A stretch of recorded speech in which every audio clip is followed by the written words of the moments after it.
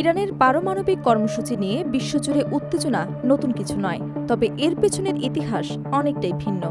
যে যুক্তরাষ্ট্র আজ তেহরানকে পারমাণবিক অস্ত্র অর্জন থেকে ঠেকাতে মরিয়া, সেই দেশে একসময় ইরানের এই কর্মসূচির ভিত্তি গড়ে দিয়েছিল। কয়েক দশকের এই জটিল সম্পর্ক এখন বৈশ্বিক রাজনীতির অন্যতম বড় আলোচ্য বিষয়। দীর্ঘ কয়েক দশক ধরে ইরানকে পারমাণবিক অস্ত্র অর্জন থেকে বিরত রাখতে নানা কূটনৈতিক চাপ, নিষেধাজ্ঞা এবং আন্তর্জাতিক উদ্যোগ চালিয়ে যাচ্ছে যুক্তরাষ্ট্র। এমনকি ইরানের সমৃদ্ধ ইউরেনিয়াম নিয়েও বারবার উদ্বেগ প্রকাশ করেছে ওয়াশিংটন। তবে ইতিহাস ঘাটলে দেখা যায়, ইরানের পারমাণবিক কর্মসূচির সূচনা লগ্নে গুরুত্বপূর্ণ ভূমিকা রেখেছিল খোদ যুক্তরাষ্ট্রই। সময়টা ১৯৫০-এর দশক। শীতল যুদ্ধের প্রেক্ষাপটে মার্কিন প্রেসিডেন্ট ডুয়েট ডি আইনজেইরহাওয়ার অ্যাটমস ফর পিস এবং শান্তির জন্য পরমাণু উদ্যোগ গ্রহণ করে। এই প্রকল্পের আওতায় যুক্তরাষ্ট্র মিত্র দেশগুলোর কাছে পারমাণবিক প্রযুক্তি এবং জ্ঞান ছড়িয়ে দিতে শুরু করে।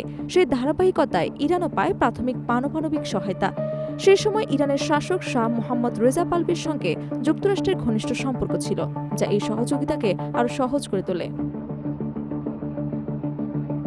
১৯৬০-এর দশকে যুক্তরাষ্ট্র তেহরান রিসার্চ রিঅ্যাক্টর স্থাপনে সহায়তা করে, যা ইরানের প্রথম কার্যকর পারমাণবিক অবকাঠামো হিসেবে বিবেচিত হয়। একই সময় ইরানি বিজ্ঞানীদের প্রশিক্ষণের জন্য মার্কিন বিশ্ববিদ্যালয়গুলো, বিশেষ করে MITর মতো প্রতিষ্ঠান গুরুত্বপূর্ণ ভূমিকা রাখে।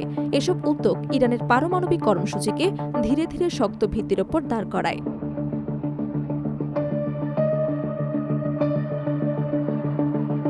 ১৯৭০-এর দশকে ইরানের এই কর্মসূচি আরও বিস্তৃত আকার ধারণ করে।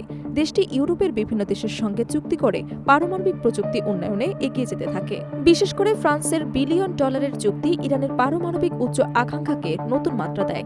সাবেক মার্কিন কর্মকর্তা রবার্ট আইনহর্ন পরে স্বীকার করেন, আমরাই ইরানকে তাদের পারমাণবিক কর্মসূচির প্রাথমিক ভিত্তি দিয়েছিলাম। তখন পারমাণবিক বিস্তারের ঝুঁকি নিয়ে তেমন ভাবা হয়নি।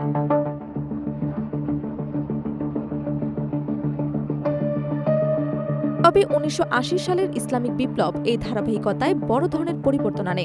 যুক্তরাষ্ট্র সমর্থিত শাহ সরকারকে উৎখাত করে ক্ষমতায় আসেন আয়াতুল্লাহ রুহুল্লাহ খোমেনি। এর ফলে তেহরান ওয়াশিংটন সম্পর্ক দ্রুত অবনতি ঘটে।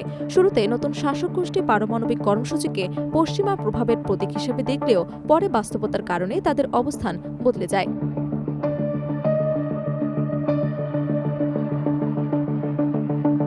বিশেষ করে ১৯৮০-এর দশকে ইরান ইরাক যুদ্ধের অভিজ্ঞতা ইরানকে কৌশলগতভাবে আরও শক্তিশালী হওয়ার প্রয়োজনীয়তা বুঝতে বাধ্য করে। তখন থেকেই দেশটি নিজস্ব প্রযুক্তি উন্নয়নের দিকে মনোযোগ দেয়। আন্তর্জাতিক নিষেধাজ্ঞার মুখেও ইরান বিকল্প উপায়ে প্রযুক্তি সংগ্রহের চেষ্টা চালায়। এই প্রেক্ষাপটে পাকিস্তানের বিজ্ঞানী আব্দুল কাদির খানের নেটওয়ার্ক থেকে ইউরেনিয়াম সমৃদ্ধকরণ প্রযুক্তি সংগ্রহের বিষয়টি আলোচনায় আসে। এরপর থেকে পশ্চিমা চাপ, অর্থনৈতিক নিষেধাজ্ঞা এবং কূটনৈতিক বিচ্ছিন্নতার মধ্যেও ইরান তার পারমাণবিক কর্মসূচি চালিয়ে যেতে থাকে। আন্তর্জাতিক মহলের উদ্বেগ সত্ত্বেও তেহরান বারবার দাবি করেছে, তাদের এই কর্মসূচি শুধুমাত্র শান্তিপূর্ণ উদ্দেশ্যে, যেমন জ্বালানি উৎপাদন এবং বৈজ্ঞানিক গবেষণার জন্য।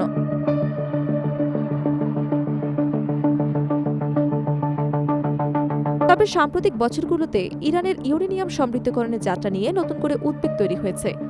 ২০২৫ সালের একটি প্রতিবেদনের ভিত্তিতে যুক্তরাষ্ট্র দাবি করেছে, ইরানের কাছে প্রায় ৪০০ কেজি ইউরেনিয়াম রয়েছে, যা ৬০% পর্যন্ত সমৃদ্ধ, যেখানে পরমাণু অস্ত্র তৈরির জন্য সাধারণত ৯০% বেশি সমৃদ্ধ ইউরেনিয়াম প্রয়োজন হয়। ফলে বিশ্লেষকদের মতে ইরান চাইলে তুলনামূলক স্বল্প সময়ের মধ্যে অস্ত্র তৈরির সক্ষমতা অর্জন করতে পারে।